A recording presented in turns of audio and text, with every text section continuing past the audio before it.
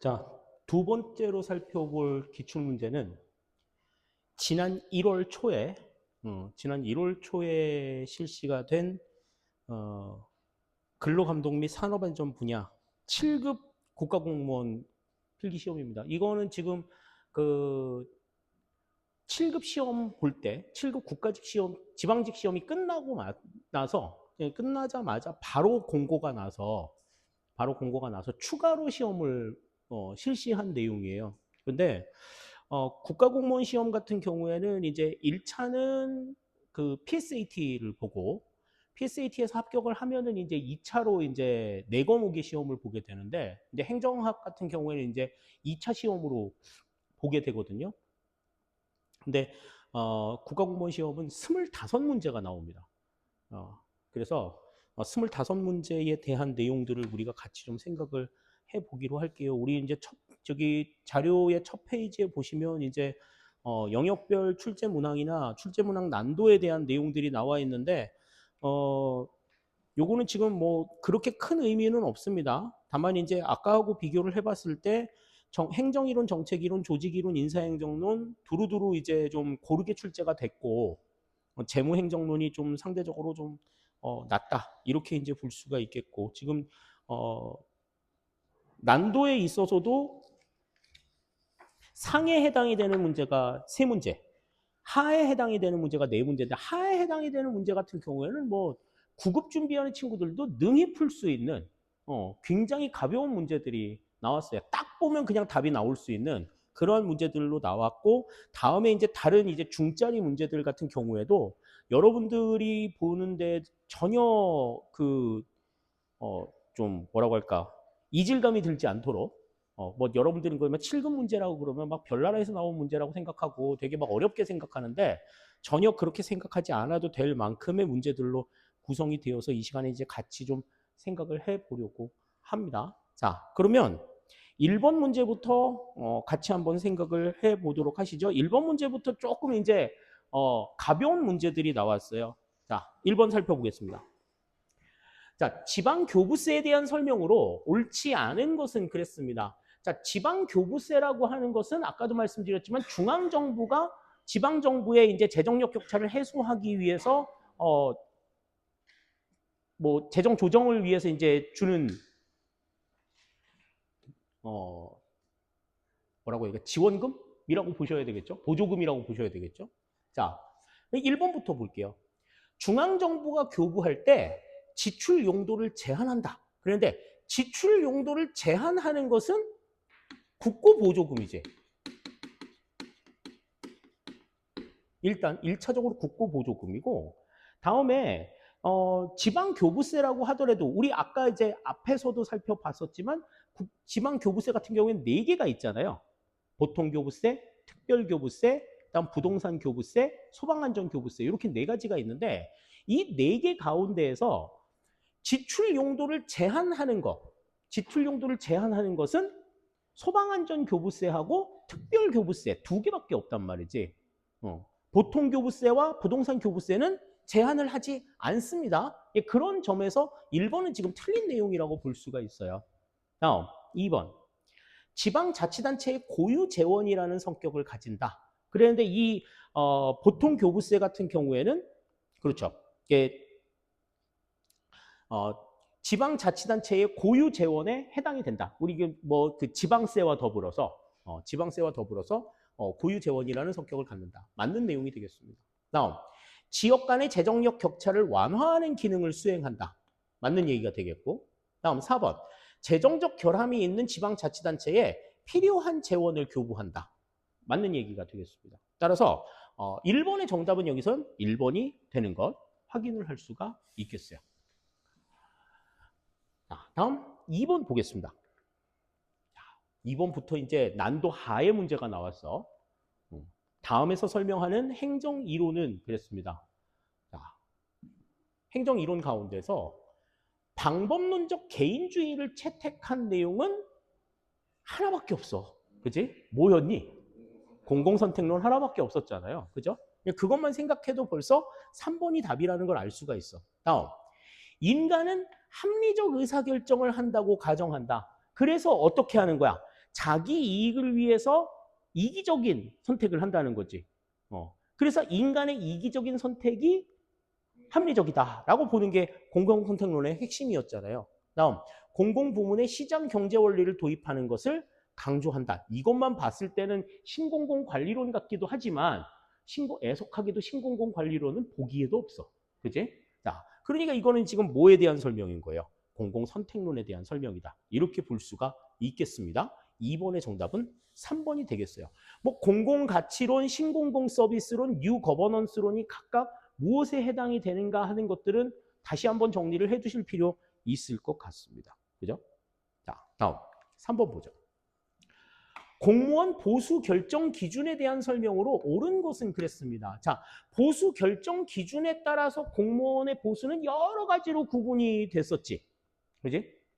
이게 뭐 연공급, 생활급, 직무급, 직능급, 뭐 성과급, 종합결정급, 뭐 여러 가지 형태로 이제 구성이 되는 걸 우리가 알 수 있는데, 자, 옳은 것을 고르래요. 1번부터 봅니다. 생활급은 노동 대가의 원칙을 적용한 것이다. 그랬는데 이 생활급이라고 하는 것은 뭐냐 하면 각자의 생활 수준에 맞게 주는 거라는 거지. 그래서 왜 그 얘기 했었잖아. 자, 똑같은 일을 했는데 A와 B 똑같은 일을 했기 때문에 똑같은 급여를 주는 거는 직무급인데, 자, 똑같은 일을 시켰는데 얘는 4인 가족을 부양하고 있고 얘는 6인 가족을 부양하고 있어. 그럼 가족 부양을 하는데 드는 돈이 누가 더 많겠어요? B가 더 많겠지. 그러면 자, 모든 공무원들의 생활을 보장해줘야 얘네들이 공직에 전념할 수 있다고 보니까 4인 가족을 부양하는 사람에게는 4인 가족 부양에 대한 만큼을 주고 6인 가족을 부양하는 사람들한테는 6인 가족을 부양하는 만큼을 주기 때문에 똑같은 일을 하더라도 B가 더 많은 급여를 받는 게 이게 생활급이다. 생활을 보조해주는 내용이라고 말씀을 드렸단 말이지. 그러니까 생활급이라고 하는 건 노동 대가의 원칙을 적용한 게 아니야, 이거는. 그지? 생활 수준을 적용한 내용들인 거지. 1번 틀린 내용이 되는 겁니다. 다음, 2번. 직무급은 동일 직무에 대한 동일 보수의 원칙에 충실하다. 이건 직무급이 가지고 있는 가장 대표적인 특징이었죠. 그죠? 직무의 상대적인 가치, 수준, 이걸 바탕으로 해서 급여가 결정이 되기 때문에 직급에 상관없이 같은 직무를 하게 되면 같은 보수를 받는다. 이게 이제 특징이 되는 겁니다. 다음, 3번. 연공급은 능력 개발이나 생산성 향상을 위한 동기부여에 효과적이다. 그랬는데 연공급이라고 하는 거는 어떻게 결정이 되는 거라 그랬어? 급여가 솔직히 직무 연수, 근무 연수에 따라서 결정이 된다고. 쉽게 말해서 짬수에 따라 가지고 급여가 높아지는 거야. 그러니까 능력 개발이나 생산성 향상을 위한 동기부여가 되겠냐고. 짬만 높으면 급여가 높아지는데, 응? 가만히 앉아가지고 죽치고 버티고만 있어도 급여가 올라가는 상황이란 말이지. 그러니까 능력 개발이나 생산성 향상을 하려고 들겠어? 아니란 말이지. 효과적이지 못해. 다음 4번. 직능급을 적용한 예로는 물가 상승률에 연동하여 보수를 조정하는 경우를 들 수 있다. 그랬는데 직능급이라는 건 뭐예요? 그치. 직무 역량이야. 이 사람이 이 직무를 수행할 수 있을 만한 능력이 있냐 없냐를 가지고서 급여가 결정이 되는 상황이란 말이지. 그러니까 뭐 자격증 보유, 관련 자격증을 보유했다 그러면 거기에 대한 급여를 더 주는 이 같은 방식들을 생각할 수 있는 거지. 그런데 물가 상승률에 연동하여 보수를 조정하는 경우는 이거는 뭐에 대한 내용이겠어? 직능급이 아니라 이거는 생활급에 대한 내용이겠죠. 그렇기 때문에 3번에서는 지금 2번이 정답이 된다. 이렇게 우리가 볼 수가 있겠습니다. 생활급, 직무급, 연공급, 직능급 뭐 각각의 내용들이 어떠한 기준에 의해서 급여가 제공이 되는 것을 설명하고 있는가 하는 걸 분명하게 다시 한번 알아두셔야 될 것 같아요. 3번의 정답 2번이 되겠습니다. 자, 다음 4번입니다. 자, 이것도 뭐 여러 번 강조 드렸었어. 변혁적 리더십의 구성 요소에 대한 설명으로 옳지 않은 것은 그랬어요. 자, 변혁적 리더십의 구성 요소는 우리가 4가지를 들었었습니다. 4가지 뭐가 있었어요? 첫 번째, 카리스마적 리더십이 있었고, 두 번째 영감적 동기부여가 있었고, 세 번째 개별적 배려가 있었고, 네 번째 지적 자극이 있었죠. 이 네 가지가 있었단 말이야. 그러면 그 네 가지에 대한 설명에 해당이 되지 않는 게 뭐냐 하는 거지. 자, 1번. 부하의 욕구에 관심을 가지고 지원한다. 각각의 부하가 어떠한 욕구를 가지고 있는가, 그걸 바탕으로 해서 그것을 이루기 위해서 관심을 갖고 지켜보는 내용이 되는 거죠. 이거는 이제 뭐야? 개별적 배려에 해당이 되는 내용이다. 다음 2번. 부하가 창의적인 사고를 할 수 있도록 자극한다. 이거는 지적 자극이죠. 지적 자극에 해당이 되는 내용이고, 다음 3번. 부하에게 조직의 비전을 제시하고 동기를 유발한다. 이게 영감적 동기부여에 대한 내용이야. 그럼 4번이 틀린 거네. 4번.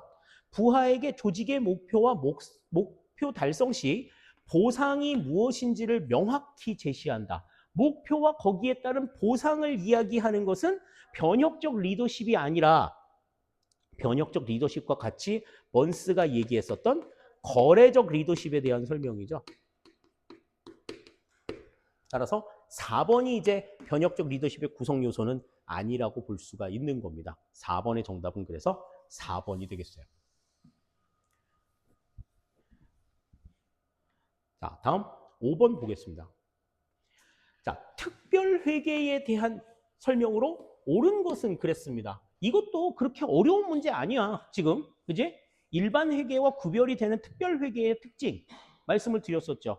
예산의 단일성과 통일성의 원칙에 예외가 되고, 그다음에 특정한 목적에 따라서 특정한 세입을 특정한 세출에 연결해야 될 필요가 있을 때, 일반 회계와 별도로 회계 정리를 해야 될 필요가 있을 때 기획예산처 정관에 타당성 심사를 거쳐가지고 수립이 되는 이 같은 게 이제 특별회계라고 말씀을 드렸어요. 자, 그러면 1번부터 봅니다. 예산 총계주의 원칙의 예외에 해당한다. 그런데 예산 총계주의 원칙은 우리가 무슨 원칙이라고 얘기했었지? 그렇지. 이거는 완전성의 원칙이죠. 예산 완전성의 원칙의 예외에 해당이 되는 건 뭐였어? 특별회계가 아니라 이건 기금에 해당이 되는 내용입니다. 그죠?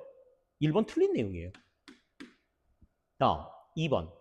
양곡관리 특별회계, 조달 특별회계 등이 있다. 그랬는데 이거는 이제 뭐에 해당이 돼요? 정부 기업에 해당이 되는 내용이잖아. 그지? 우체국 우편 사업과 우체국 예금 사업과 더불어서 정부 사업에 정부 기업에 해당이 되는 내용이란 말이지. 그 전부 다 특별회계를 적용하도록 하고 있죠. 다음. 재정에 대한 외부 통제가 용이하나 재정 운영의 자율성을 침해한다는 단점이 있다. 그런데 이제 이 특별회계 같은 경우에는 특정한 사업에 연계해서만 사용을 할 수 있기 때문에 재정 운영의 자율성을 침해하기는 해. 일반적인 상황들은 아니니까. 자, 그런데 지금 이 특별회계의 지정은 외부에 의해 가지고 결정이 되는 게 아니지, 뭐 국회 승인을 받거나 이런 게 아니란 말이야. 기획예산처 장관의 타당성 심사만 받으면 넘어갈 수 있는 부분이란 말이죠. 그러니까 이건 어디까지나 내부의 사정으로 이루어지는 상황이기 때문에 재정에 대한 외부 통제가 용이하지가 않아. 이건 굉장히 어렵다. 이게 이제 특징이 되겠죠. 3번 틀린 내용이 되겠고요. 다음 4번. 법령에 따라 국가가 지급하여야 하는 지출이 발생하거나 증가하는 경우 설치할 수 있다. 이거는 뭐를 얘기하는 거야, 이거? 법령에 따라 국가가 지급하여야 하는 지출. 이거 우리가 이제 법정 의무지출 경비라고 이야기를 했는데 그 법정 의무지출 경비가 발생하거나 증가하는 경우에 편성하는 게 뭐예요, 이거? 네, 이건 추가 경정 예산에 대한 내용이야.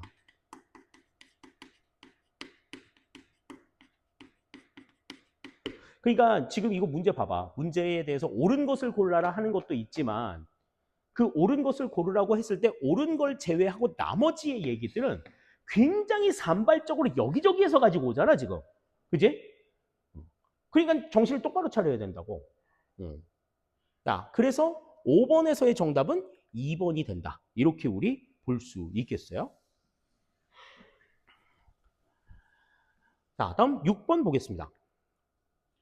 정책 분석 기법으로서 비용 편익 분석에 대한 설명으로 옳지 않은 것은 그랬습니다. 우리가 이제 비용 편익 분석에 대해서도 뭐 굉장히 많이 살펴봤으니까 뭐 이 부분에 대해서 잘 알 수 있을 거예요. 자, 1번부터 봅니다. 비용과 편익은 가치의 공통 단위인 화폐 가치로 측정된다. 모든 비용과 편익을 화폐 가치로 환산한 것이 비용 편익 분석의 특징이라고 말씀을 드렸잖아요. 1번 맞는 내용이 되는 겁니다. 다음 2번.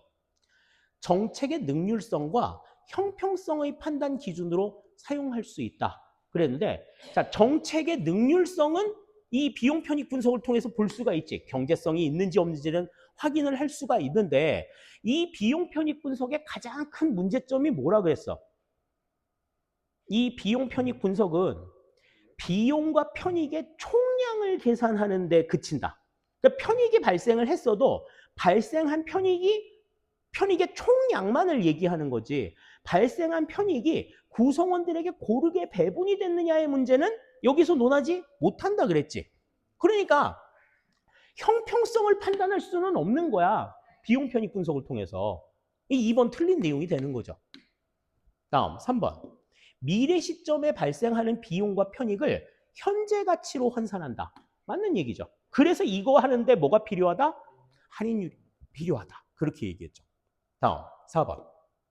정책 대안에 관련된 유무형의 비용과 편익을 계량화하여 측정한다. 그렇죠. 맞는 이야기가 되는 겁니다. 따라서 6번의 정답은 여기서 2번이 지금 틀린 내용이 된다. 형평성과 비용 편익 분석은 상극이다. 이렇게 보시면 되겠어요. 다음 7번 보겠습니다. 자, 직무 소진과 직무 스트레스에 대한 설명으로 옳지 않은 것은 그랬습니다. 자, 직무 소진이라는 건 뭐야? 말 그대로 번아웃이야, 번아웃. 그냥 이렇게 그냥 못하겠어. 막 이렇게 되는 거지. 거의 뭐 지침의 극강의 지침 이런 거지. 자, 근데 직무 스트레스는 일을 막 못할 정도는 아니야. 근데 업무를 수행하는데 되게 좀 이렇게 장애를 주는, 지장을 주는 요소인 거지. 막 직장 상사가 막 짤짤짤짤 거리면 이제 스트레스 막 이렇게 되는 거지. 막 일을 못하거나 그럴 정도는 아니거든. 근데 직무 소진은 이제 그런 스트레스가 계속 되다 보면 이제 어떻게 되는 거야? 채워지지 않고 그러면 이제 완전히 일할 힘 자체가 완전히 빠져버리는 번아웃이라고 하는 게 이제 그런 거죠. 업무를 추진할 수 있는 일체의 힘이 없어지는 상태를 이야기하는 거다. 자, 그러면 거기에 대한 설명으로 옳지 않은 것을 고르라 그랬습니다. 1번. 직무 스트레스는 이직 의도를 증가시키는 요인이 된다. 그렇지. 찰 그러면 이게 하루에 12번도 사표 내고 싶잖아. 그지? 이직 의도를 증가시키는 요인이 됩니다. 1번 맞는 내용이 되겠고. 다음. 직무 스트레스는 역할 모호성 때문에 발생하기도 한다. 그런데 이 역할 모호성이라는 건 뭐예요? 역할 모호성이란 내가 뭘 해야 될지 모르는 거야. 야, 이것처럼 막연한 게 없어. 너는 이거 해 라고 명확하게 딱 얘기해주면 그게 마음에 들든 안 들든 그냥 그것만 하면 되는 거야. 그러면 괜찮은 건데 내가 뭘 해야 될지 모르겠어. 알아서 움직여. 그러면 뭘 하지? 그래서 알아서 움직이면 또 너 왜 네 맘대로 해? 막 이렇게 얘기하면 짜증 만땅인 거죠. 그죠? 이 역할 모호성 때문에 직무 스트레스는 발생한다. 맞는 이야기가 됩니다. 다음 3번. 직무 소진은 직무 스트레스보다 단기적으로 발생하는 현상이다. 그랬는데 자, 내가 아까 말씀드렸죠? 직무 소진이라고 하는 것은 직무 스트레스가 계속 쌓여가지고 번아웃이 이루어지는 거라고 그렇게 말씀을 드렸잖아. 그러니까 단기적으로 발생을 하는 것은 직무 소진이 아니라 직무 스트레스여야 되겠지. 이건 앞뒤가 이게 바뀌어 있어야 맞는 이야기가 되는 겁니다. 3번 틀린 이야기가 되겠고. 다음 4번. 직무 소진은 구성원들이 직무로부터 느끼는 피로감과 탈진을 의미한다.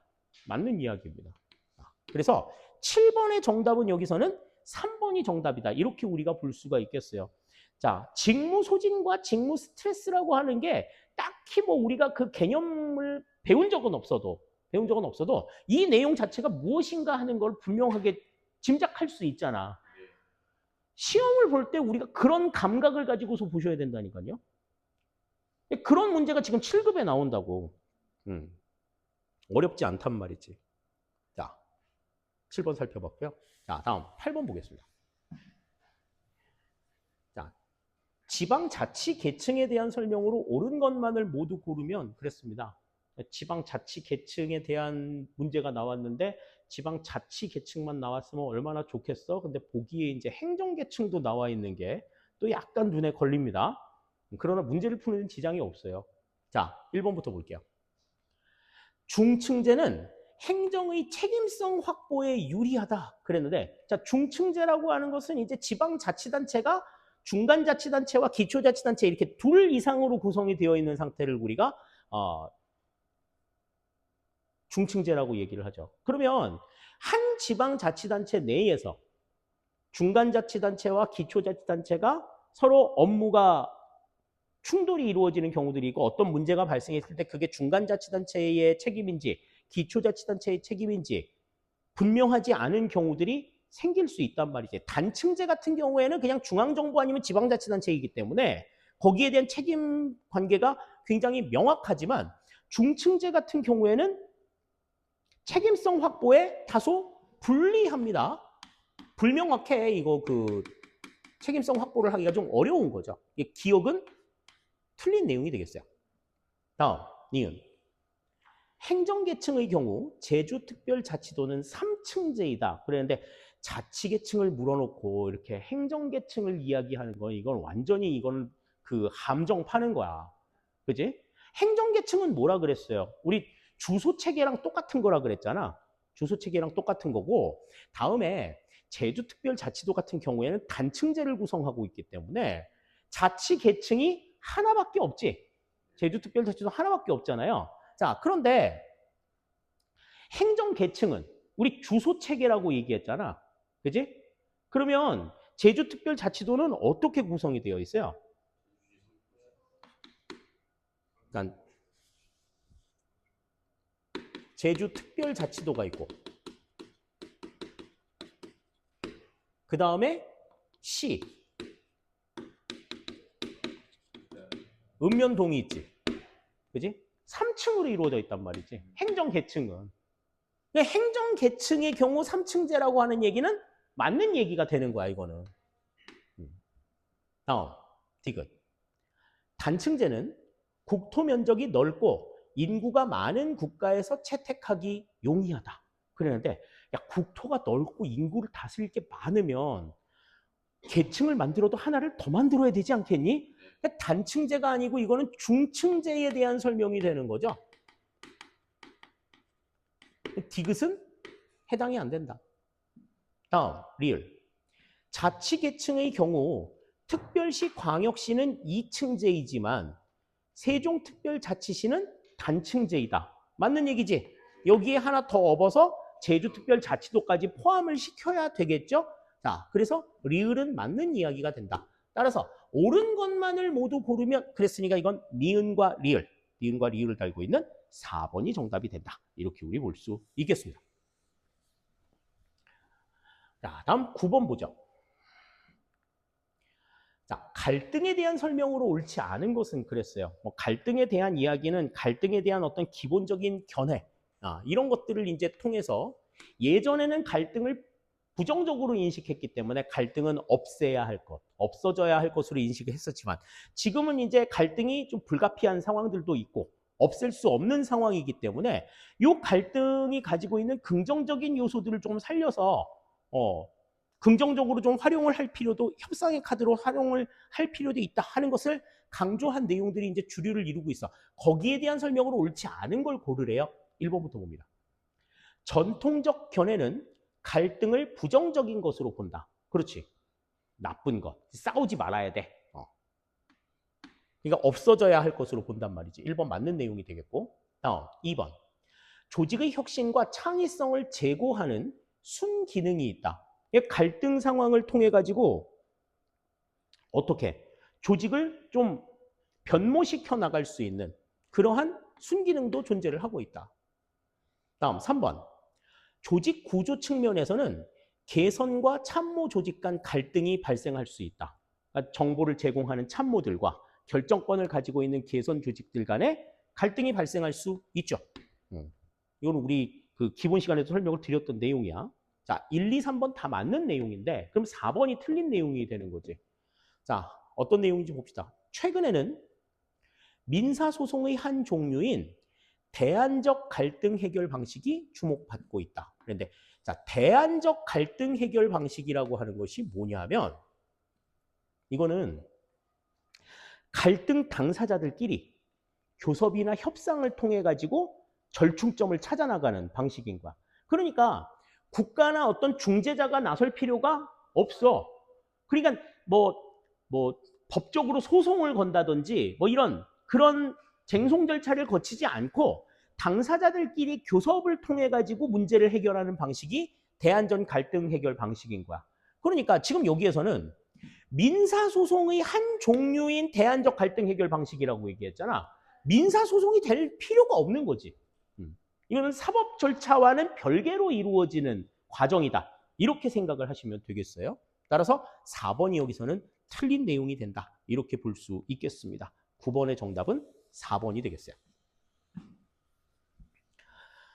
다음 10번 봅니다. 행정규제 기본법상 규제 법정주의에 대한 설명으로 옳지 않은 것은 그랬습니다. 자, 규제 법정주의란 뭐였지? 자, 규제를 통해서 국민의 권리를 제한하거나 의무를 부과할 때는 그렇지. 그 내용은 반드시 법률에 근거해야 한다 하는 게 규제 법정주의지. 법으로 정해져 있지 않은 규제는 하면 돼, 안 돼? 안 된다는 거야. 자, 거기에 대한 설명으로 옳지 않은 거예요. 1번. 규제는 법률에 근거하여야 한다. 맞는 얘기지. 그지? 다음, 두 번째. 규제 내용은 쉬운 용어로 구체적이고 명확하게 규정되어야 한다. 그렇지. 딱 봐가지고 어디까지 규정을 하는 건가. 요거를 이제 볼 수가 있어야 돼요. 자, 다음. 기술적 사항이나 경미한 사항일지라도 고시 등으로 정할 수 없다. 그랬는데, 자, 이 행정규제기본법 제4조 2항에 보시면 이제 대부분의 내용들은 이 그 법률로 정해야 하는데 이 기술적 사항이나 경미한 사항의 경우, 기술적 사항이나 경미한 사항으로서 업무의 성질상 위임이 불가피한 상황에 관해서는 구체적인 범위를 정해서 위임한 경우에는 고시 등으로 정할 수 있도록 단서 조항이 마련이 되어 있어. 일단 고시 등으로 정할 수가 있습니다. 3번 틀린 내용이에요. 다음 4번. 행정기관은 법률에 근거하지 아니한 규제로 국민의 권리를 제한하거나 의무를 부과할 수 없다. 맞는 이야기가 되는 거죠. 따라서 10번의 정답은 여기선 3번이 틀린 내용이 된다. 이렇게 볼 수 있겠습니다. 다음 11번이에요.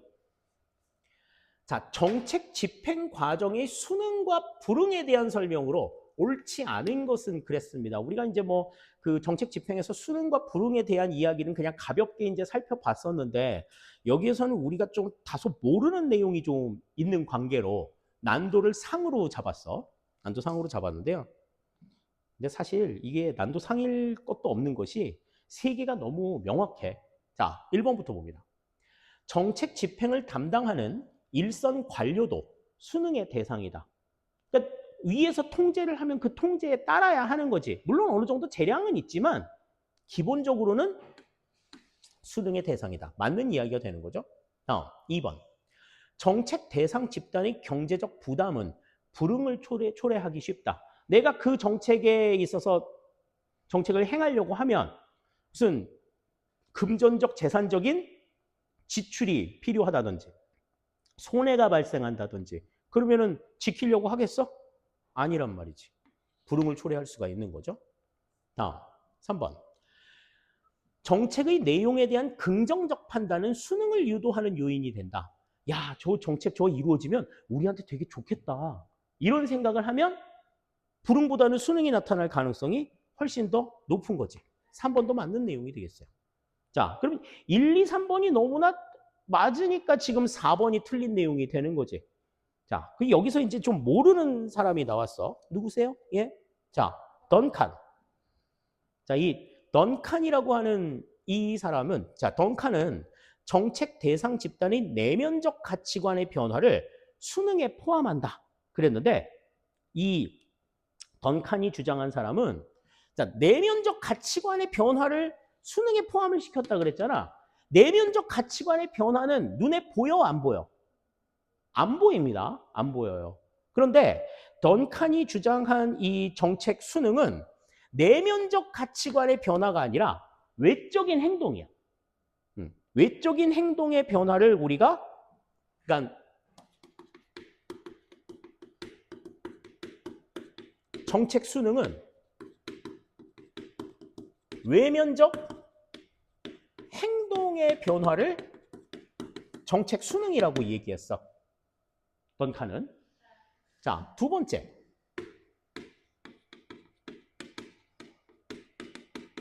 정책 수용은 이 외면적인 행동 변화에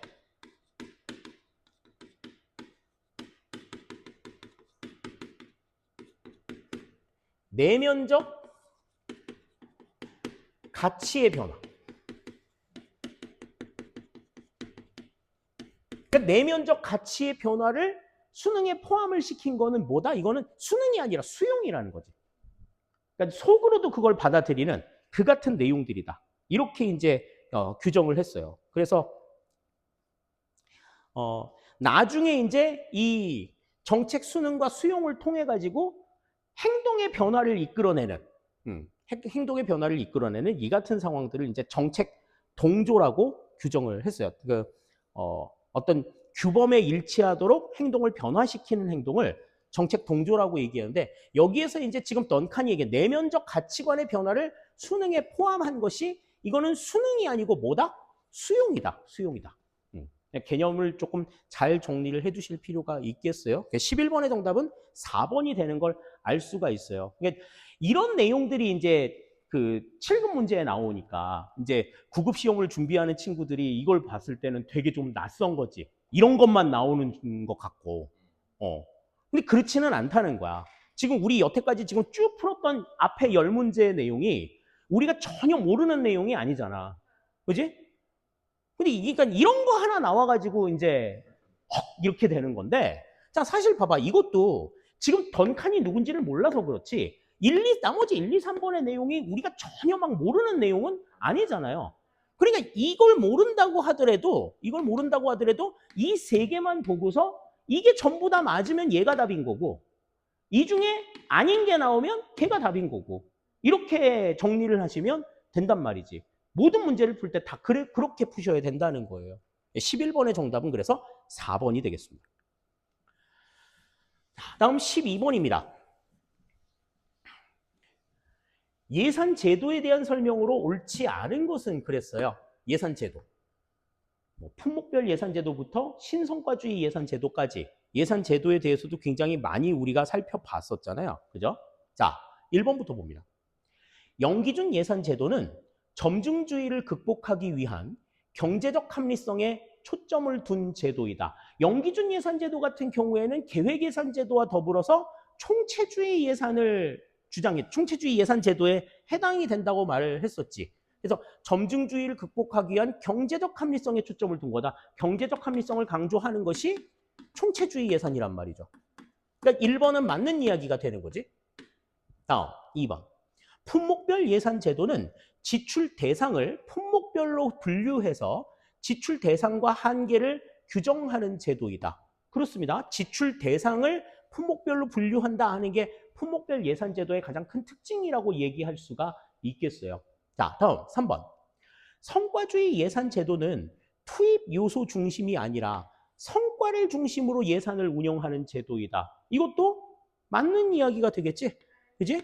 자, 그럼 4번이 틀렸다는 얘기인데, 계획예산 제도는 계획에 기반한 상향식 접근을 선택하여 재원 배분 권한의 분권화를 강조하는 제도이다. 그랬는데 계획예산 제도는 계획에 기반한 제도야. 근데 그 계획이라고 하는 것은 누가 이루는 거예요? 저 최고 관리자들, 최고 관리층에서 이루는 내용이잖아. 그렇기 때문에 계획에 기반한 상향식 접근을 선택하는 게 상향식 접근이 아니라 하향식 접근을 기반으로 해서 자원 배분 권한의 분권화가 아닌 집권화를 강조하는 것을 특징으로 하고 있다. 우리가 이제 이렇게 이야기를 할 수 있겠죠. 그죠? 4번 그래서 틀린 내용이 된다. 그래서 12번의 정답은 4번이 정답이 되겠습니다. 4번이 정답이 되겠다. 자, 다음 13번 보자. 자, 근무 성적 평정에 대한 설명으로 옳은 것은 그랬습니다. 그럼 세 개가 다 틀린 내용이 된다는 건데, 자, 1번부터 보죠. 4급 이상 일반직 공무원은 근무 성적 평가 적용 대상이다. 그랬는데, 자, 4급 이상 일반직 공무원은 근무 성적 평가 적용 대상이 아니라 성과 계약 등의 평가, 성과 계약 등 평가의 적용 대상이고, 근무 성적 평가 적용 대상은 누구야? 5급 이하의 5급 이하의 일반직 공무원을 대상으로 한다. 1번은 지금 틀린 내용이 되겠죠? 다음 2번. 성과 계약 등 평가는 매년 1회 실시되며 평가 결과는 성과급 등급 결정에 활용된다. 그런데 성과 계약 등 평가는 매년 12월 31일을 기준으로 연 1회 실시가 된다라고 말씀을 드렸어요. 단 근무 성적 평가는 그렇지. 매년 6월 30일, 12월 31일 두 차례 상반기 마지막 날, 하반기 마지막 날을 기준으로 해서 연 두 차례 실시가 된다. 그렇게 말씀을 드렸죠. 2번은 맞는 내용이 되겠고 다음 3번. 이 7급 문제의 묘미가 이런 데 있어. 3번의 내용을 봐봐. 채용 시험 성적과 임용 후의 근무 성적을 비교함으로써 공무원 선발 도구의 신뢰성을 검증할 수 있다. 그랬는데 자, 채용 시험 성적과 임용 후의 근무 성적을 비교해서 그 둘의 일치, 요거를 나타내는 게 뭐야?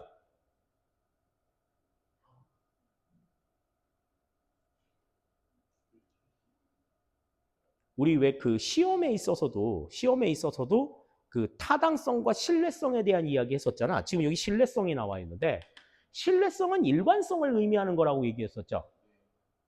타당성은 뭘 의미하는 거다? 정확성을 의미하는 거라 그랬어. 그러니까 채용 시험 성적을 보고 아, 얘가 근무를 어떻게 하겠다라고 하는 걸 정확하게 맞추는 거야. 그래서 그걸 보려고 채용 시험 성적과 임용 후의 근무 성적을 서로 비교해가지고 일치 여부를 보는 거지. 그거는 뭐에 대한 얘기예요? 이 신뢰성을 검증하는 게 아니라 타당성 중에서도 기준 타당성이라고 기준 타당도라고 얘기하죠. 그러니까 우리가 시험의 타당성을 이야기할 때 뭐 기준 타당성, 내용 타당성, 뭐 구성 타당성, 뭐 여러 가지 이제 그 타당성들을 보잖아.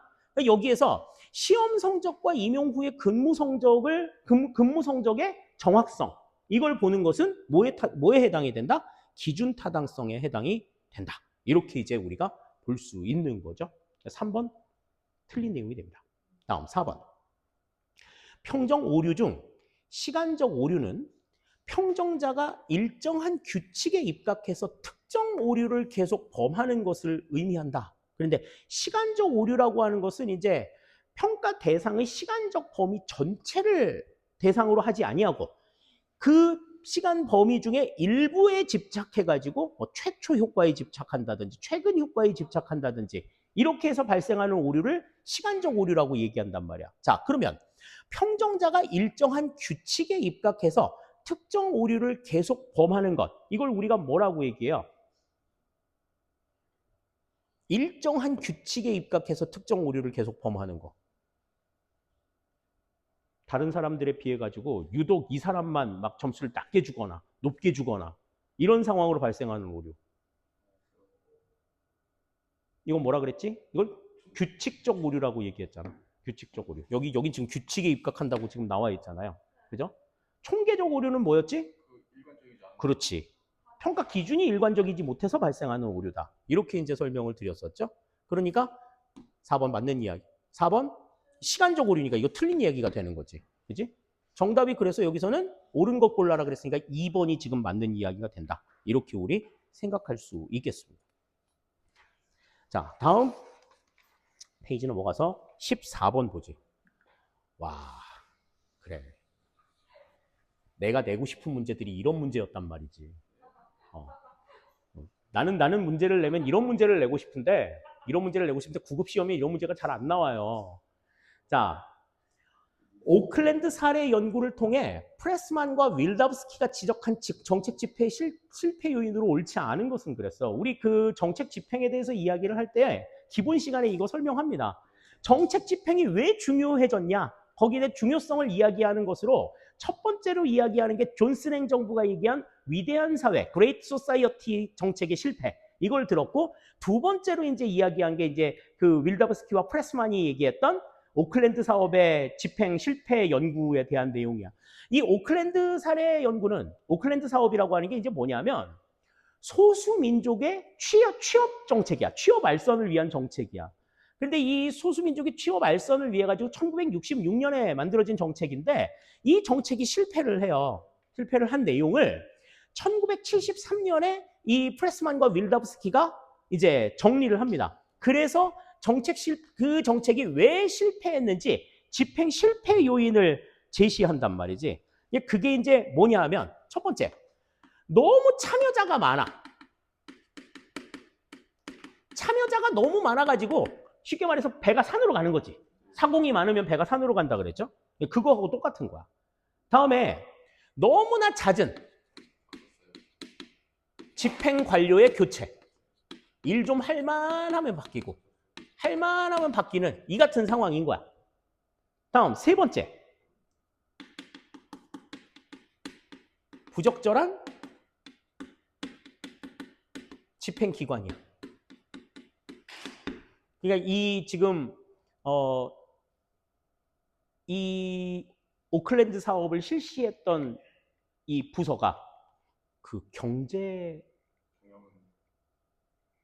무슨 처였는데 아무튼 그 기관이 그 호황기의 경제를 어떻게 움직여야 될 것인가에 대한 계획을 세우는 부서인데 지금 이 그 오클랜드 사례 사업 같은 경우에는 불경기 때 소수민족의 그 고용 같은 취업을 알선하기 위한 그런 사업이었잖아. 그러니까 전혀 우리는 호황기 때 어떻게 해야 될지 계산하는 곳인데 이거는 불경기 때 움직여야 되는 상황을 얘기를 하는 거니까 아예 그 정책 집행 자체가 잘못됐다 하는 것이고 다음 네 번째 타당한 인과 모형이 결여돼 있다라고 하는 점을 원인으로 들었어. 이 네 가지의 원인을 들었거든요. 네 가지 원인. 기본서 찾아보시면 나옵니다. 네. 자, 거기에 대한 원인으로 옳지 않은 걸 고르래. 자, 1번. 집행기관과 정책수단의 부적절한 선정이 문제가 되었다. 이 부적절한 집행기관에 대한 내용들이 문제가 될 수 있지. 그지? 1번 맞는 내용. 다음. 많은 기관과 사람이 참여하여 이해관계 복잡성이 증가하였다. 많은 참여자가 문제가 됐단 말이죠. 2번도 맞는 이야기. 다음. 주요 지위에 있는 이들의 교체로 집행에 대한 지지와 협조가 약해졌다. 굉장히 잦은 집행 관료의 교체도 문제가 된 거야. 3번도 맞는 내용. 자, 다음 4번. 정책이 지나치게 단순하여 정책 추진 과정에서 예상하지 못한 갈등이 발생하였다. 그런데 정책이 단순하다는 건 뭐야? 문제의 복잡성에 비해서 정책이 굉장히 단순했기 때문에 정책이 실패했다. 그런데 그 내용은 여기에 없어. 그지? 따라서 14번의 정답은 4번이 되는 걸 알 수가 있어요. 구급 시험에서는 어떠한 정책이 나오게 되면 그 정책의 그 중심 내용, 핵심 개념, 특징 이런 것들을 묻는 문제들이 나오는데 7급에서는 이제 모두 나와. 이러한 정책이 등장하게 된 배경, 역사적인 배경이라든지 이런 것들까지 전부 다 쭉 다 나와야 된단 말이죠. 그런 점들이 이제 특징이라고 생각을 하시면 되겠습니다. 따라서 14번의 정답은 4번이 되겠어요. 자, 다음 15번입니다. 전자정부법상 전자정부의 구현, 운영 및 발전을 추진할 때 우선적으로 고려해야 할 상황으로 옳은 것만을 모두 고르면 그랬습니다. 자, 이거는 이제 전자정부법에서 전자정부의 구현이나 운영을 위해 가지고 결정이 되어 있는 전자정부의 원칙이라는 게 있죠. 그 전자정부의 원칙을 보시면 이제 내용들을 아실 수가 있겠습니다. 그래서 뭐 대민 서비스의 전자화와 편익, 국민 편익의 원칙, 뭐 행정 업무의 혁신이나 생산성, 효율성을 향상시켜야 하고, 뭐 정보 시스템의 안정성이나 신뢰성을 확보해야 하고, 중복 투자를 뭐 금지해야 하고, 개인 정보나 사생활을 보호해야 하고, 뭐 이런 것들이 이제 그 전자정부의 원칙에 들어가는 내용들이었는데, 자, 기억. 행정 운영의 가외성을 확보해야 한다? 이거는 전자정부의 원칙은 아니죠. 그죠? 전자정부의 원칙에서 이러한 부분들이 허용이 되지 않습니다. 가외성이라는 게 뭐야? 동일 업무의 반복 중첩 뭐 이런 것들을 이야기하는 거기 때문에 이거는 능률성이나 생산성하고는 경제성하고는 전혀 연관이 없는 내용인데 우리는 이제 행정 업무의 혁신, 생산성, 효율성을 향상시켜야 된다라고 하는 게 전자정부의 원칙이기 때문에 가외성을 확보하는 것은 이와 반대되는 상황이라고 볼 수가 있어요. 다음, 니은. 중복 투자의 방지 및 상호 운용성 증진. 이거는 전자정부의 원칙에 들어가는 내용입니다. 그러니까 기억이 빠지고 니은이 들어가야 되니까 3, 4번 중에 하나가 나와야 되겠네. 다음, 디귿. 행정기관의 편익 증진과 원활한 행정 운영. 그런데 행정기관의 편익을 증진한다는 건 이건 공무원들이 편하자는 얘기 아니야. 그지? 근데 누가 편하도록 되어 있어요?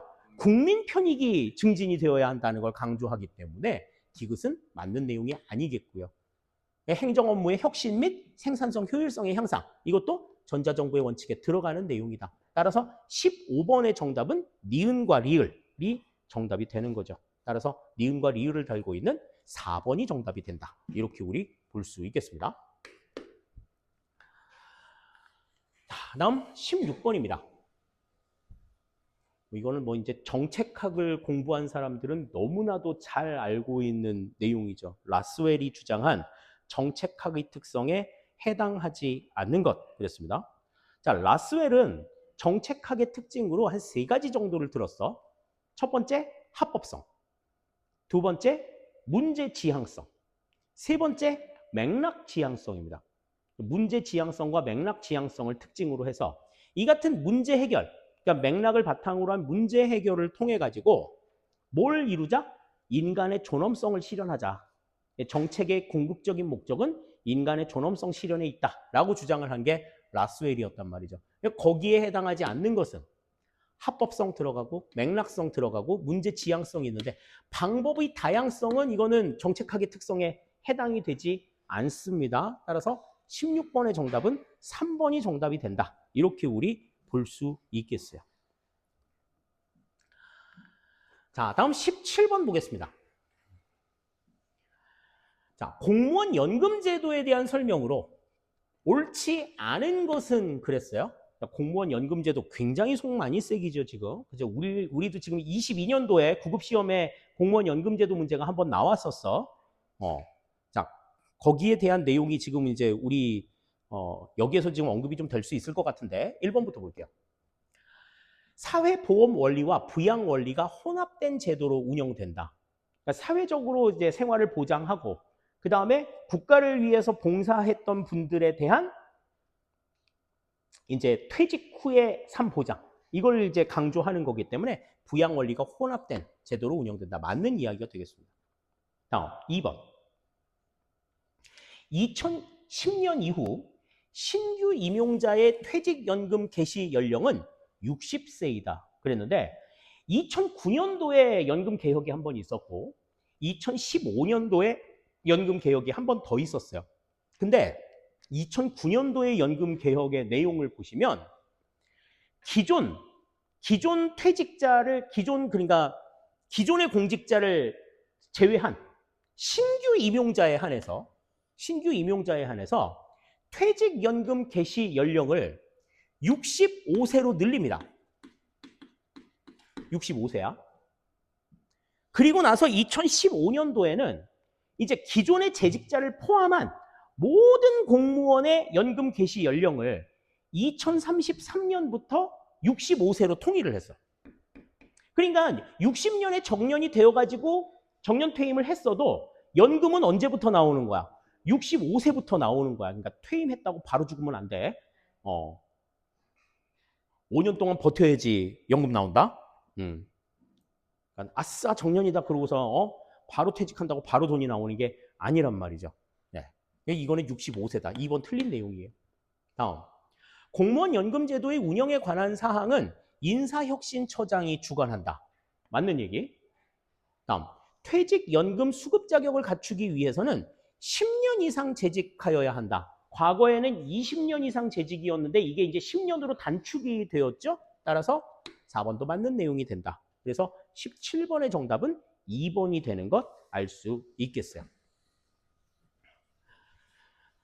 다음 18번입니다. 굉장히 쉬운 문제가 또 나왔어. 과학적 관리론을 적용한 제도에 해당하는 것은 그랬습니다. 자, 과학적 관리론이라고 하는 건 이제 뭐야? 조직의 과학적 관리를 통해서 능률성을 향상시키자라고 하는 거지. 자, 그래서 이건 과학적 관리를 통해서 능률성 생산성을 향상시켜야 하기 때문에 그러니까 뭐 재량을 주거나 유연적으로 운영하는 것보다는 원리 원칙에 입각해가지고 통제적으로 운영하는 게 굉장히 좀 중요하다고 생각을 하고 있는 거죠. 그래서 가장 대표적으로 과학적 관리론을 적용한 인사행정의 내용으로 가장 대표적인 것이 바로 직위분류제입니다. 직위분류제가 가장 대표적인 내용.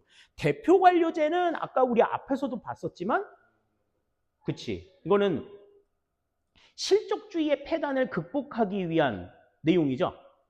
다면평가제는 상급자 1인 평가의 맹점을 좀 벗어나기 위해서 평가자를 다각화해가지고 객관적이고 공정하게 평가를 하기 위한 방법이잖아. 유연근무제는 그렇죠. 근무 시간을 좀 유연하게 조정을 해서 그러니까 쉽게 말해서 그 워크 앤 라이프 밸런스도 유지하고 조금 더 효율적으로 시간을 사용하자 하는 것이 유연근무제의 내용이에요. 그러니까 이거는 뭐 원리원칙이나 이런 것들보다는 약간 조금 융통성을 가미한 내용들이라고 생각할 수가 있겠어요. 따라서 18번의 정답은 3번이 되는 것 우리 알 수 있겠습니다. 자, 다음 19번입니다. 평가 대상에 따른 분류 중 총괄평가에 대한 설명으로 옳지 않은 것은 그랬는데, 자, 일단 총괄평가는 평가 대상에 따른 분류가 아니죠. 뭐예요, 이거? 뭐에 따른 분류로 나오는 거야, 이거? 과정평가와 영향평가와, 아니, 영향평가란다. 그 형성평가와 총괄평가를 구분하는 것은, 그래, 평가 대상에 따른 분류라고 치자. 평가 시점에 따른 분류로 우리가 이제 구분을 했었는데, 평가 대상은, 이거는 뭐야? 총괄평가라고 하는 거는 이제 결과를 평가하는 거고, 형성평가는 그치 프로세스 집행 과정을 평가하는 거죠. 뭐 그런 개념이라고 생각하면 뭐 평가 대상에 따른 분류라고도 볼 수 있겠네. 자, 옳지 않은 걸 고르래요. 1번부터 봅니다. 정책 집행 이후에 관리 절차 또는 관리 전략 등을 평가한다. 그런데 관리 절차나 관리 전략이라고 하는 것은 제대로 집행이 되었는가를 살펴보는 내용이잖아요. 그러니까 이거는 총괄평가가 아니고 형성평가에 해당이 되는 내용이 되는 겁니다. 1번이 바로 지금 틀린 내용이 되겠죠? 다음 2번. 영향평가는 의도된 효과뿐만 아니라 부수적 효과도 평가한다. 그렇지. 총괄평가를 다른 말로 영향평가라고도 이야기합니다. 다음 3번. 산출평가는 계량적으로 측정이 용이한 단기적인 산출물을 평가한다. 그러니까 그 프로세스를 통해서 1차적으로 나온 산출물을 평가하는 게 산출평가다. 맞는 이야기가 되는 거고. 다음 4번.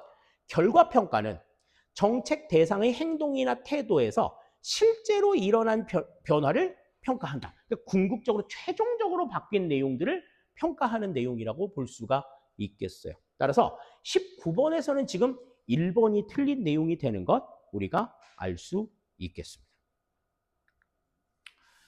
자, 다음 20번입니다. 기금 제도에 대한 설명으로 옳지 않은 것은 그랬습니다. 자, 기금.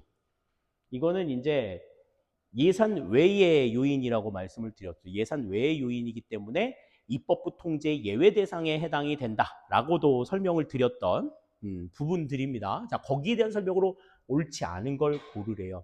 1번 보시면 국가가 특정 목적을 위하여 특정한 자금을 신축적으로 운용할 필요가 있을 때 설치한다. 그렇죠. 특정한 목적을 위해서 특정한 자금을 장기적이고 안정적으로 조달할 필요가 있을 때 그때에 조성이 된 그 자금을 우리가 뭐라고 얘기한다? 기금이라고 얘기한다 그랬어요. 1번 맞는 내용이 되겠습니다. 다음 2번. 예산과 마찬가지로 국회의 심의 의결을 받는다. 자, 입법부의 통제 예외 대상이 된다는 이야기와 국회의 심의 의결을 받는다는 얘기가 어떤 점에서 차이가 있다 그랬지? 어떤 점에서 차이가 있다 그랬어? 이거 내가 전에 한번 설명했는데.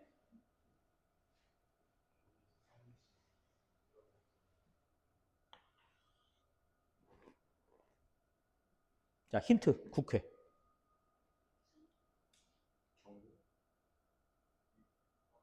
자, 내가 그때 이 얘기 물어봤어.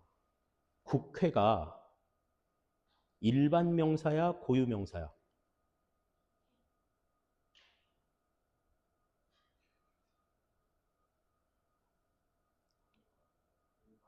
국회 일반 명사라 그랬어, 고유 명사라 그랬어? 자, 국회 일반 명사다. 손. 음. 자, 국회 고유 명사다. 손. 반반인데? 자, 국회는 대한민국의 의회를 나타내는 고유 명사입니다. 그러니까 우리가 입법부를 이야기할 때 의회라고 이야기해야 일반적인 이야기인 거지. 근데 지금 이거 국회라고 얘기했잖아. 그러니까 국회는 대한민국의 의회를 이야기하는 거잖아요. 그죠? 자, 기금은 일반적으로 의회의 심의를 받아 안 받아? 의회의 심의 대상이 아니야. 왜? 세입세출 예산 외로 운영이 되기 때문에 입법부의 통제 대상이 아니라 그랬잖아. 그지?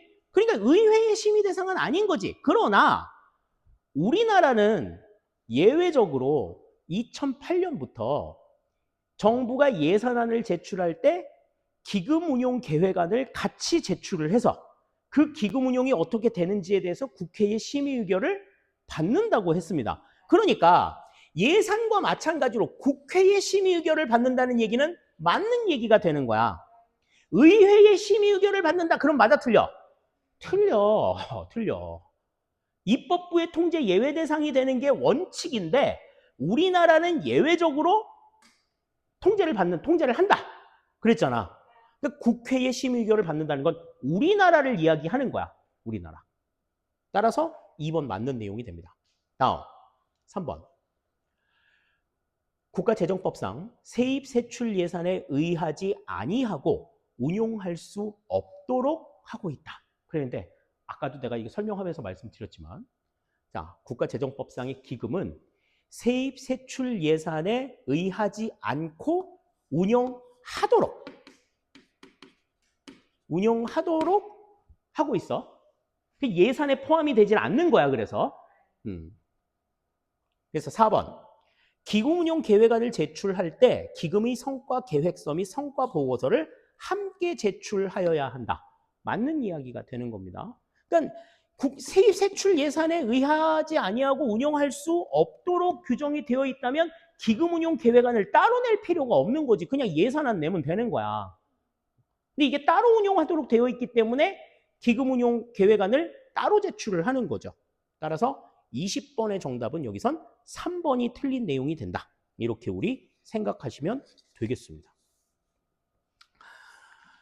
자, 다음 21번 보죠. 자, 세상에 작년에 국가직에 나왔던 문제가 또 나왔어, 여기서. 아주 뭐 정당에 대해서 아주 그냥 입에 칼을 무셨군요. 그죠? 네. 자, 행정 통제에 대한 설명으로 옳지 않은 것은 그랬습니다.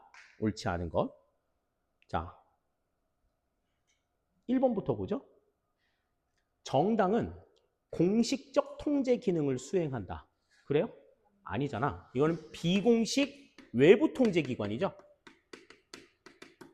비공식 통제 기능을 수행한다. 이렇게 볼 수 있습니다. 1번 틀린 내용이에요. 다음 2번. 감사원의 회계 검사는 내부 통제 방식이다. 그렇지. 감사원은 행정부 안에 있으니까 내부 통제에 해당이 되는 내용이 되겠습니다. 자, 다음 3번. 통제 상황에 맞는 통제 과정의 신축성이 필요하다. 그렇지. 가급적이 통제는 최소 한도로 이루어져야 하기 때문에 가능하면 신축성이 좀 필요한 상황들이 있어야 되고. 다음, 통제는 책임 이행을 보장하려는 활동이다. 가이드라인을 정해놓는 거지. 이렇게 해. 그러면 그 책임대로 갈 수 있도록 만들어 놓는 거죠. 4번 맞는 내용이 되겠어요. 따라서 21번의 정답은 1번이 틀린 내용이 됩니다. 지금 정답하고 해설하고 약간 지금 매칭이 안 돼 있죠? 정답을 1번으로 고쳐주세요. 정답이 1번이 된다. 이렇게 볼 수 있겠습니다. 자, 다음 22번. 자, 7급 문제 답지 않은 문제가 나왔죠. 그죠? 이거는 뭐 우리가 풀어도 아주 그냥 껌처럼 풀 수 있는 굉장히 난도 쉬운 문제잖아요. 자, 지방세 기본법상 특별시세와 광역시세에 해당하지 않는 것은 그랬습니다. 우리 지방세는 징수 주체에 따라서 특별시세, 광역시세와 자치구세가 한 세트, 다음 도세와 시군세가 한 세트 이렇게 된다고 얘기했잖아. 그러니까 특별시세와 광역시세에 해당하지 않는 것은 뭐예요? 자치구세를 물어보는 거야 지금. 그지?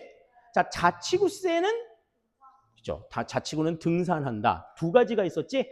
등록면허세와 재산세 두 개가 자치구세에 해당이 된다. 그러니까 지금 여기 보기에서는 등록면허세나 재산세 둘 중에 하나를 찾으시면 돼요. 정답이 뭐가 되는 거예요? 재산세가 되는 겁니다. 야, 이런 걸 7급 문제에 내고 진짜 정말 25문제 풀기 너무 좀 힘들었지? 이거는 그냥 점수 줄게 그러고 주는 거야 이거는. 또 여러 이런 문제 틀리고 오는 애들이 있어요 또 7급에서. 돌아버리겠어 아주. 그렇게 외우지 말라 그러는데도 그렇게 외운다? 나는 그 지방세 세목 11개만 외우라 그랬지. 그러고서는 뭐 취득세가 국세예요 막 이러고 물어보면 나 진짜 뭐 돌겠어 진짜. 자, 22번 정답 1번이 되겠고요. 자, 다음 23번입니다. 요거 조금 어렵네. 요거 조금 어려운데 보기의 내용을 우리가 차근차근 좀 잘 읽으면 답을 금방 찾을 수는 있어. 자, 국가공무원법상 임용에 대한 설명으로 옳지 않은 것은 그랬습니다. 임용에 대한 설명으로 옳지 않은 거. 자, 1번부터 보시죠. 선거관리위원회 소속 6급 이하의 공무원은 중앙선거관리위원회 위원장이 임용한다. 뭐 긴지 아닌지 모르겠어? 6급 이하 공무원인데 위원장이 임명을 해? 6급 이하도 위원장이 임명할까? 그럼 5급 이상은 누가 임명하지? 이런 생각이 조금 들죠? 그지? 6급 이하를 위원장이 임명을 하는데, 오야가 임명을 하는데, 그러면 6급 이상, 5급 이상의 공무원은 누가 임명할까? 선거관리위원회는 독립기관 아니에요. 곧 죽어도 위원장이 최고란 말이지. 요거 조금 이상합니다. 그죠? 근데 확실하게는 잘 모르겠잖아. 약간 세모 그어놓고 2번으로 넘어가 보자. 금고 이상의 형의 선고유예를 받은 경우에 그 선고유예 기간 중에 있는 자는 공무원으로 임용될 수 없다. 이건 국가공무원법 제33조에 나와 있는 공무원 임용 결격 사유에 해당이 되죠? 2번 맞는 내용. 다음, 공무원의 임용은 시험 성적, 근무 성적, 그 밖의 능력의 실증에 따라 행한다고 함으로써 실적주의 원칙을 천명하고 있다. 맞는 얘기지. 그지? 다음, 4번. 고위공무원단에 속하는 일반직 공무원의 경우 소속 장관은 해당 기관에 소속되지 아니한 공무원에 대하여도 임용 제청할 수 있다. 고위공무원단 같은 경우에는 어떻게 한다 그래서 중앙정부의 1, 3급 국장 실국장급 공무원을 범정부 차원에서 임용한다고 얘기했잖아요. 그 범정부 차원이라는 게 뭐였어? 소속 부서의 공무원이 아니라 하더라도 데리고 올 수 있는 그러한 임용이 가능하다고 말씀을 드렸었죠. 그래서 4번도 맞는 이야기가 되는 거야. 그럼 1번이 틀렸네. 자, 선거관리위원회의 6급 이하 공무원은 선거관리위원회 위원장이 임명하지 않습니다. 6급 이하의 공무원은 중앙선거관리위원회 사무총장이 임명하고요. 사무총장이 위임을 하고, 자, 선거관리위원회 위원장은 5급 이상의 공무원을 선거관리위원회 위원장이 임용을 합니다.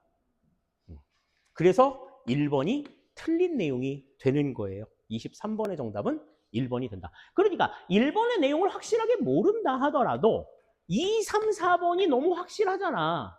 그지? 그 내용들을 보고서 답을 찾을 수 있단 말이죠. 아시겠죠? 그 부분들 생각을 해두셔야 되겠습니다. 자, 다음 24번입니다. 학자에 대한 설명으로 옳은 것만을 모두 고르면 그랬습니다. 여러분들이 너무나 싫어하는 문제 중에 하나죠. 그죠? 정말 학자하고 싫어해. 학자 싫어해, 정말. 그 통일교 교주 와이프가 이름이 한학자잖아. 그 아줌마도 학자거든요. 아무튼. 자, 기억부터 볼게. 마리니는 사회적 형평성을 강조하였다.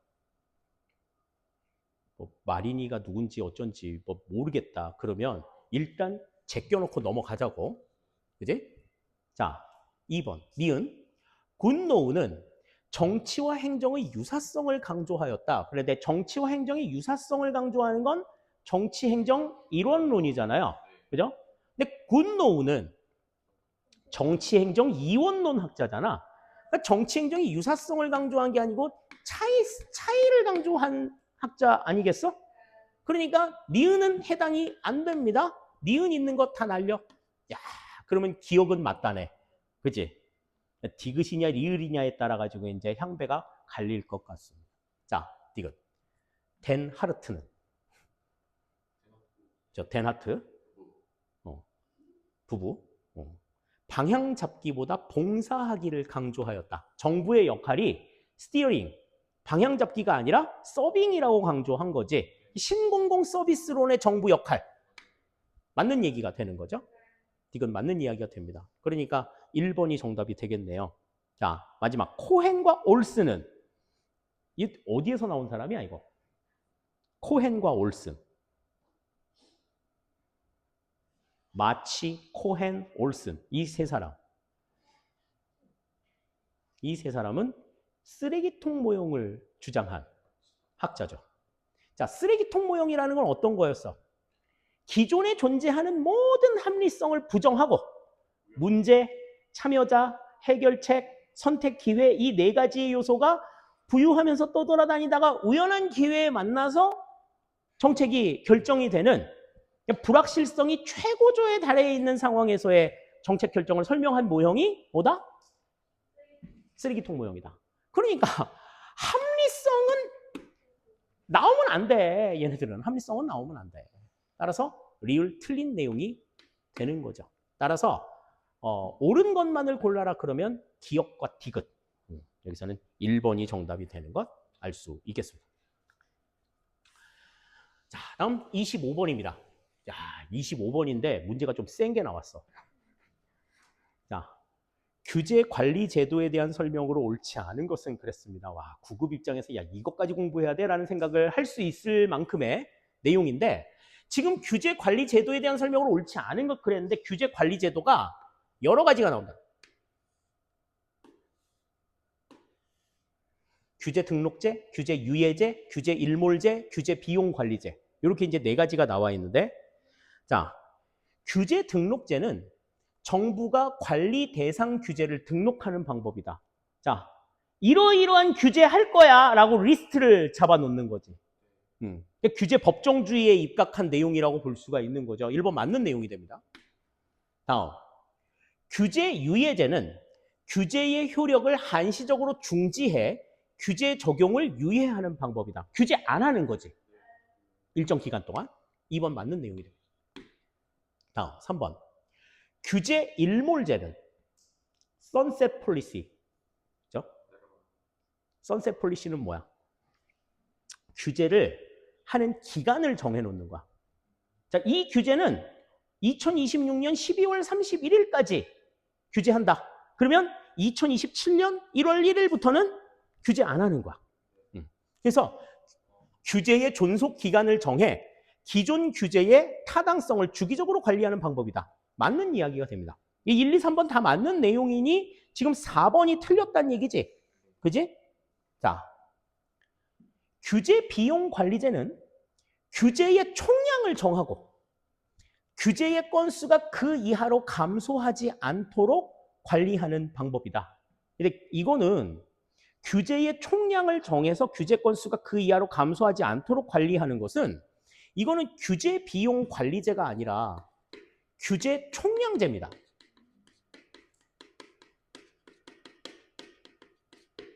규제 총량제. 자, 그러면 규제 비용 관리제라는 건 뭐냐? 자, 규제 비용 관리제라는 건 뭐냐면, 왜 우리 그런 사람들 있잖아. 뭐 막 좋아서 막 물건을 막 사는데 자기 집 크기를 감안하지 않고 막 사.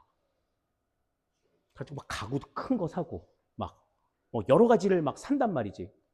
다니기가 불편해. 너무 많이 사가지고. 그러면 이제 어떻게? 놓을 데가 없어.